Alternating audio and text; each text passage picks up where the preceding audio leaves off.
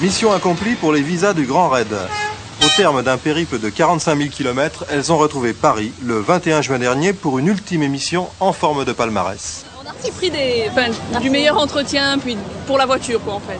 On a vraiment été embêtés de la quitter à Punta Arenas.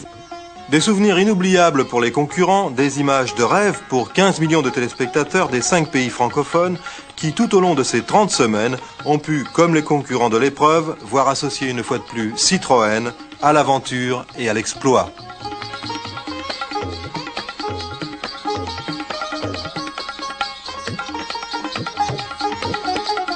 Toujours l'aventure, avec un grand A, celle-là, puisque nous avons le plaisir d'accueillir sur le plateau Didier Régnier, le journaliste qui nous a raconté le Grand Raid au cours de 30 heures d'émission Antenne 2, 20 heures de reportage, et qui aujourd'hui raconte son aventure dans L'aventure du Grand Raid, chez Robert Laffont.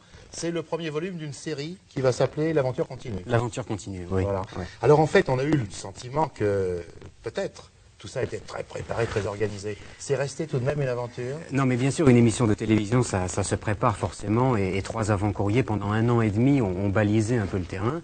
Mais à partir du moment où nous avons été justement en Afrique et chaque matin, en enclenchant la clé de contact, l'aventure commençait en fait. Parce qu'une émission de télévision, c'est toujours beau en façade. Mais derrière, c'était à nous à nous débrouiller. Alors chaque semaine, nous avions entre 1500 et 2000 km à faire. Nous avons été refoulés du Yémen du Sud. Il y a eu un accident très très grave en Somalie et nous avons dû arracher un blessé avec un avion de l'armée française pour le rapatrier de toute urgence en Belgique. Il y a eu la traversée de l'Inde en 15 jours, la traversée de la Chine populaire 53 ans après la croisière jaune, et puis la descente complètement folle vers la Patagonie et le Cap Horn en franchissant le mur des Andes à plus de 5500 mètres d'altitude. Donc je raconte tout cela au cours des pages, et c'est un peu un complément à l'émission car nous n'avons pas eu beaucoup de temps pour tout expliquer pendant l'émission, et je crois que ceux qui ont été les spectateurs du Grand Raid trouveront beaucoup d'anecdotes et de coulisses intéressantes sur des scènes que nous n'avons pas pu complètement développer. Le plus beau souvenir alors? Alors les plus beaux souvenirs, il y en a eu beaucoup. C'est d'abord toutes les rencontres que nous avons faites pendant le raid. La traversée de la Chine, c'est très très impressionnant. Et la descente à travers la Patagonie chilienne, qui est l'un des plus beaux coins que l'on puisse imaginer au monde. Bien, écoutez, je vais simplement lire quelques lignes que vous mettez en avant-propos du récit de votre aventure, qui sont de Pierre-Marc Orlan, et qui dit: l'aventure n'existe pas, elle est dans l'esprit de celui qui la poursuit, et dès qu'elle peut la toucher du doigt, elle s'évanouit pour en être bien plus loin, sous une autre forme ou aux limites de l'imagination.